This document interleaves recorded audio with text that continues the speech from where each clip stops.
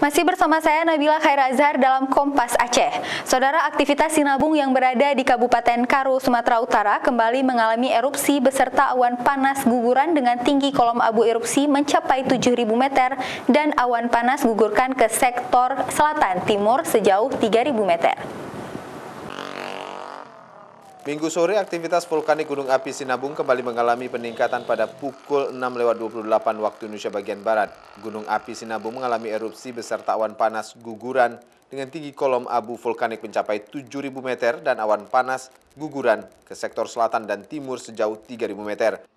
Gumpalan asap berwarna hitam pekat menutupi seluruh badan Gunung Api Sinabung. Terlihat gumpalan asap keluar dari puncak Gunung Api Sinabung. Gunung Api Sinabung saat ini berstatus siaga level 3, walau demikian aktivitas vulkanik Gunung Api sendiri masih dalam kategori berbahaya. Ya, aktivitas Sinabung hingga saat ini masih berstatus siaga level 3. Pada pukul 16.28 tanggal 9 Juni terjadi erupsi dengan tinggi kolom 7.000 meter dengan awan panas mengarah ke arah selatan sejauh 3 kilo dan ke arah tenggara timur sejauh 3,5. Untuk arah angin masih mengarah ke arah timur dan ke arah selatan.